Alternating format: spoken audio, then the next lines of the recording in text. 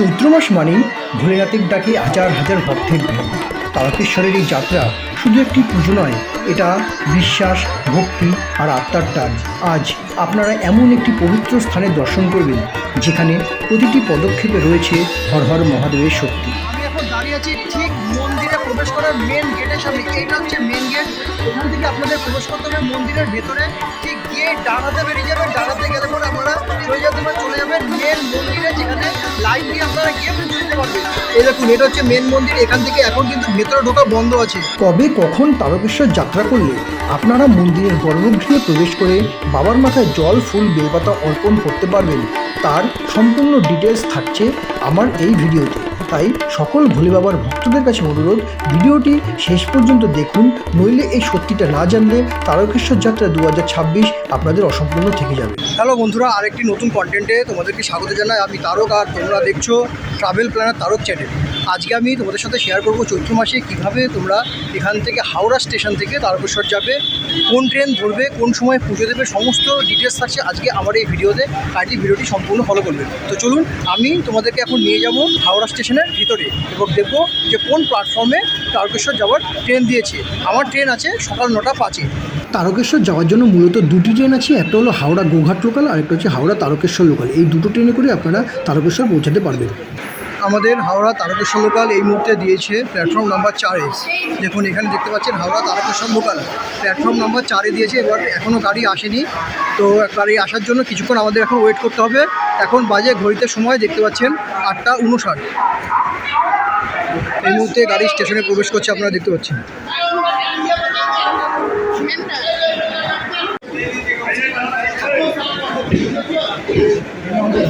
তো এই এখন ট্রেনে উঠলাম। ট্রেন দেখুন প্রচণ্ড ফাঁকা, এখনও অনেক ফাঁকা ট্রেনে। তো আস্তে আস্তে এখন ভিড় হয়ে যাবে। সকাল 9:05-এর হাওড়া তারকেশ্বর লোকাল তার নির্ধারিত সময় থেকে 10 মিনিট লেটে হাওড়া স্টেশন থেকে বেরিয়ে পৌঁছে যাচ্ছে তার নির্দিষ্ট গন্তব্যস্থল তারকেশ্বরের উদ্দেশ্যে।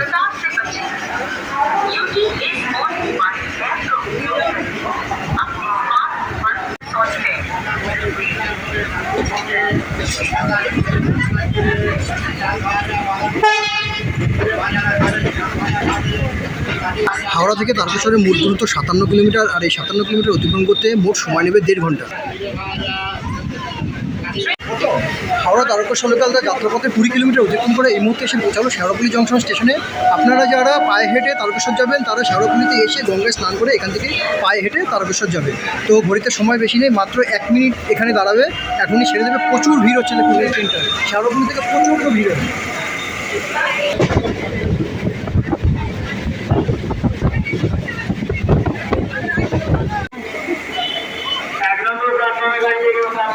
ফাইনালি 57 কিলোমিটার অতিক্রম করে আমরা এই মুহূর্তে এসে পৌঁছালাম তারকেশ্বর স্টেশনে। আর তারকেশ্বর স্টেশনে আজকে চৈত্র মাসের 1 তারিখ। 1 তারিখের ভিড়টা একটু দেখুন, প্রচুর ভিড় হয়েছে আজকে 1 তারিখ। এবার আমি একটু ব্যাক ক্যামেরা করে আপনাদেরকে দেখাই।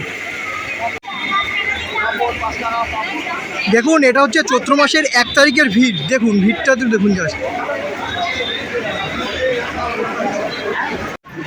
তো এটা হলো চৈত্র মাসের 1 তারিখে তারকেশ্বরের ভিড়। তো 1 তারিখে এই অবস্থা, এবার সারা চৈত্র মাসে কী হবে জানি না।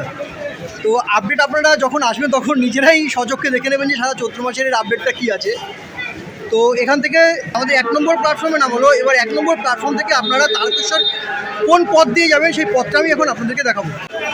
দেখুন, 1 নম্বর প্ল্যাটফর্ম থেকে আপনারা দুভাবে নামতে পারবেন। একটা হচ্ছে 1-এর এ প্ল্যাটফর্মে সোজা গিয়েই ডানাতে চলে যেতে পারবেন।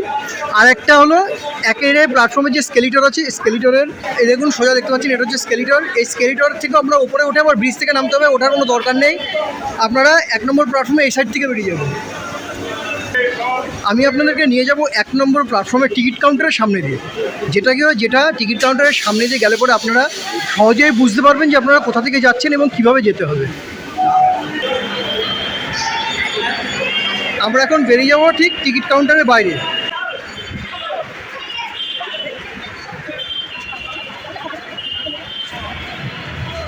টিকিট কাউন্টারের বাইরে আসলে আপনারা দেখতে পারবেন প্রচুর টোটো দাঁড়ানো আছে। এখান থেকে আপনারা টোটোতে যেতে পারেন। এই যে সোজা রাস্তাটা আছে টিকিট কাউন্টার, এই টিকিট কাউন্টার এই টিকিট কাউন্টার ঠিক উল্টো দিকে যে সোজা রাস্তাটা আছে এখান থেকে আপনারা চলে যাবেন মন্দিরের দিকে। চলুন আমি আপনাদেরকে মন্দিরের দিকে নিয়ে যাই।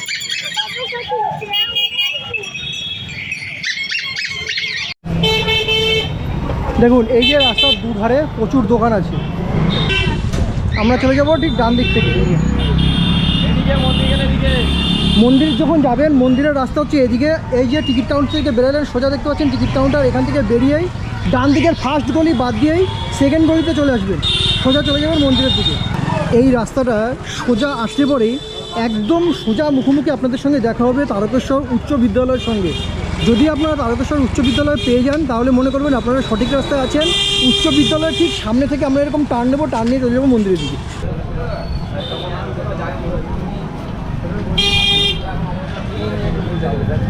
এখান থেকে ঠিক রাস্তাটা বিদ্যালয়ের সামনে থেকেই চলে যাচ্ছে, ঘুরে এই রাস্তায় চলে যাবে। দেখুন প্রচুর লোক এই রাস্তা থেকে যাতায়াত করছে। আপনারা সামনেই দেখতে পাচ্ছেন নেতাজি সুভাষচন্দ্র বসু তোরণ, আর ঠিক তোরণের উপরে রয়েছে মহাদেব।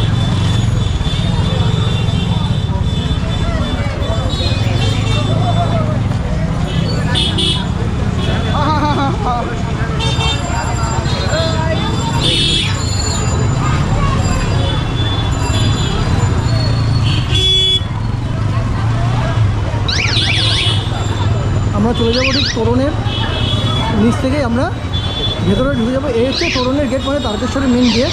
আর এই গেটের থেকে আমরা বসতে হবো তারকেশ্বরের দিকে। মন্দিরে যেতে গেলে পরে আপনাদেরকে ঠিক তোরণ থেকে সোজা এসেই ডান দিকে চলে যেতে হবে। আমি যে পথটা আপনাদের দেখাচ্ছি সেই পথটা স্মরণ করবেন, আপনারা মন্দিরে পৌঁছে যেতে পারবেন।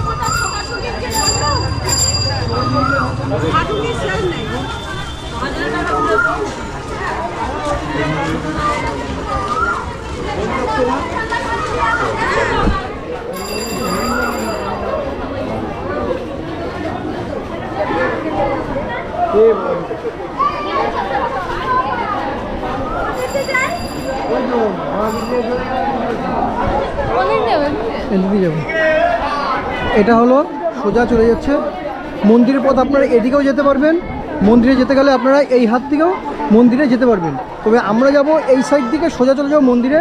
তার ঠিক উল্টো দিকে আছে লক্ষ্মীনারায়ণ মন্দির। এই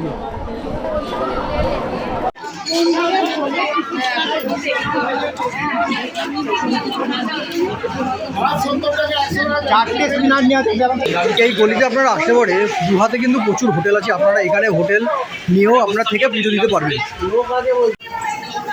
এই রাস্তার দুধারে প্রচুর খাবারের দোকান আছে, আর যত খাবারের দোকান আছে সবকটা নিরামিষ। দেখুন সব নিরামিষ, আপনারা এখান থেকে দুপুরে খাবারও খেতে পারেন।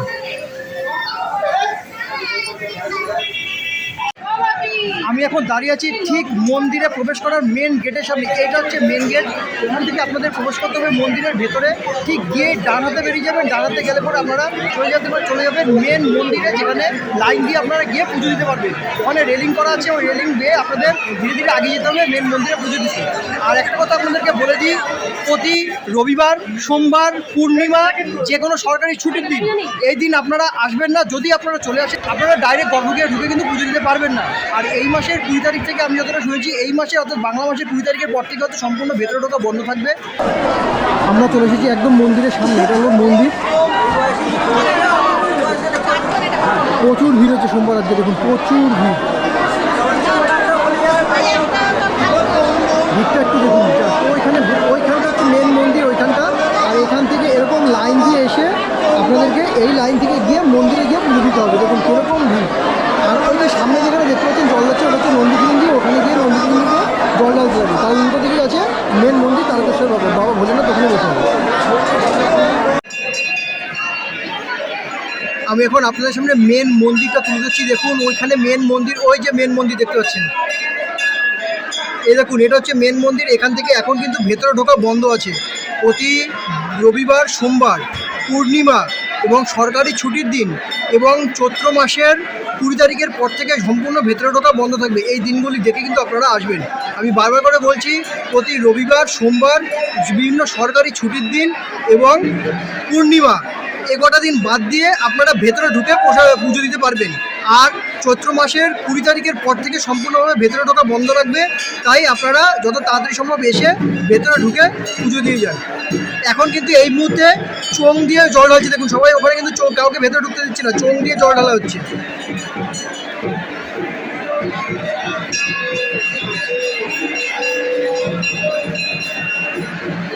দেখুন কাউকে কিন্তু ভেতরে ঢুকতে দিচ্ছে না, ওখানে পুরোহিত মশাই দাঁড়িয়ে আছে, মেন পুরোহিত দাঁড়িয়ে আছে, দরজা বন্ধ, ভেতরে দেখাচ্ছি দরজাটা বন্ধ, আর বাইরে থেকে সবাই চোঙে জল ঢেলে বেরিয়ে যাচ্ছে।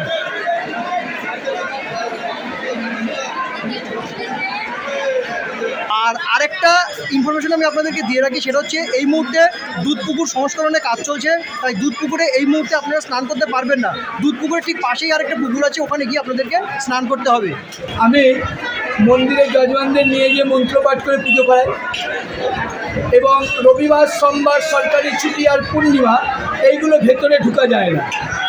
বাকি দিনগুলো আমরা মঙ্গলবার থেকে শনিবার পর্যন্ত গর্ভে ঢুকে যজমান শিষ্য নিয়ে গিয়ে মন্ত্র পাঠ করে বাবার মাথায় হাত দিয়ে পুজো অর্চনা করানো হয়। আচ্ছা, আপনি এখানে আসতে গেলে কিভাবে আসবেন? আসতে গেলে আমাকে ফোন করে আসতে হবে, আমাকে বুকিং করতে হবে, ফোন করে আসতে হবে। ফোন না করে কোনোদিনও আসবেন না। আচ্ছা। ফোনটাই হচ্ছে মাস্ট। এখন হ্যালো করলেই সব কিছু করা যায়। ফোন করবেন, ফোন করলে বাবার আমি মহাপ্রসাদ রেখে দেবো। ফোন করবেন সকালে, এসে আমি ফ্রিজে রেখে দেবো, সকালে এলে আপনাকে দিয়ে দেবো। আচ্ছা, এবার ফোন করে আসলো, এবার অ্যাড্রেসটা বলেন কীভাবে আসবেন? ট্রেনে যদি আসেন, আমাকে ট্রেনে এসে আমাকে ফোন করবেন, স্টেশনে নেবে, স্টেশনে এসে ফোন করলে আমার ভাই হোক, আমি হোক, যে হোক, আমার কার্ড নিয়ে চলে যাবে। আপনি কার্ড দেখবেন, তার সঙ্গে আসবেন। বাইরের অসাধু লোকের সঙ্গে কোনো রকম কিছু আসবেন না। আমার নাম হচ্ছে নারুদা মণি মহেশ। আমি এখন দাঁড়িয়ে আছি মণি মহেশ বাবুর কাউন্টারে, অর্থাৎ মণি মহেশ বাবু এটা নিজে উনি পূজা করেন, মণি মহেশ বাবু নিজে পূজা করেন, এবং উনি সম্পূর্ণ পুজোর ব্যবস্থা আপনাদেরকে করে দেবেন, এবং এনার এখানে আসতে গেলে কীভাবে আসবেন সম্পূর্ণ ডিটেলস উনি বলে দিল। আর আমার পেছনে দেখতে পাচ্ছেন মণি মহেশ বাবুর অ্যাড্রেস, এখানে আসবেন, এখানে এসে ওনার সাথে পুজো খুব সুন্দর ভালোভাবে পুজো দেবেন। তারকেশ্বরে আসলে পরে আপনাদের থাকার জায়গার অভাব নেই। তারকেশ্বর যে মন্দির চত্বরের সম্পূর্ণ এলাকাটা আছে, প্রচুর পরিমাণে হোটেল আছে। আপনারা যে কোনো হোটেলে যাবেন, থাকবেন, হয়তো আপনাদের যদি একটা রাত থাকেন, এখানে পার হেডে 100 টাকা করে নেয়। আপনারা 100 টাকা দিয়ে নাইট স্টেও করতে পারেন, বা আপনারা 100 টাকা দিয়ে কিছুক্ষণ বিশ্রাম নিয়ে পুজো দিয়ে আবার বাড়িও চলে যেতে পারেন। তো আমার পেছনে যেগুলো দেখতে পাচ্ছেন, এগুলো সবই হোটেল, এখানে সব আপনারা থাকতে পারবেন। তো পার্টিকুলার যে কোনো হোটেলে গিয়ে একটা করে ভিডিও আমার পক্ষে করা এই মুহূর্তে সম্ভব না। এটা হচ্ছে এখন চৈত্র মাস, তো প্রচুর ভিড় হচ্ছে, অনেক হোটেল আছে, থাকার আপনাদের কোনো অসুবিধা হবে না, প্রচুর হোটেল আছে। আপনারা যদি দুপুরের খাবার বা দুপুরের লাঞ্চ খেতে হয়, তাহলে আপনারা আসবেন এই অন্নপূর্ণা হোটেলে। আমি এর আগে অনেকবার এসেছি, এই হোটেলে কিন্তু রান্নাবান্না খুব সুন্দর। তো আমি এখন আবার যাব এই হোটেলে গিয়ে, আজকে আমরা দুপুরের খাবার এখানেই কমপ্লিট করব। আমরা এখন অন্নপূর্ণা হোটেলে আছি। এই অন্নপূর্ণা হোটেলে আমরা একটা সিট নিয়ে বসলাম, টেবিলে বসলাম। এখানে এখন আমরা অন্নপূর্ণা হোটেলের যে 70 টাকা থালিটা বললো, সেই 70 টাকার থালিটা আমরা এখন ট্রাই করবো, দেখবো তাদের খাবার দাবার কীরকম এবং খাওয়া দাওয়ার কতটা তাদের খাবার যোগ্য কিনা, সেগুলো আমি এখন আপনাদেরকে জানাবো। আর এই 70 টাকা থালিতে কী কী দিচ্ছে সেটাও আমি এখন আপনাদেরকে জানিয়ে দেবো। এটা হচ্ছে 70 টাকা থালি, দেখুন কী কী দিয়েছে। সাদা ভাত দিয়েছে, একটা আচার দিয়েছে, একটা কাঁচা লঙ্কা দিয়েছে, আলু ভাজা দিয়েছে, এখানে দিয়েছে একটা ধোকার তরকারি, দিয়েছে আলু পোস্ত, ধোকার তরকারি, আলু পোস্ত আর ডাল। এটা হচ্ছে 70 টাকার তরকারি, 70 টাকার একটা প্লেট। তো এই প্লেটটি কেমন লাগলো আপনাদের জানাবেন। অন্নপূর্ণা হোটেলের রান্নাবান্না মোটামুটি সব ঠিকঠাক আছে, আপনারা এসে একবার এই হোটেলে খেয়ে দিতে পারেন। তারকেশ্বরের ভিডিও আপনাদের কেমন লেগেছে, যদি ভালো লেগে থাকে তাহলে অবশ্যই কমেন্টস করে জানাবেন এবং সাবস্ক্রাইব করে পাশে থাকবেন। চলুন তাহলে দেখা হচ্ছে নেক্সট অন্য কোনো ভিডিও।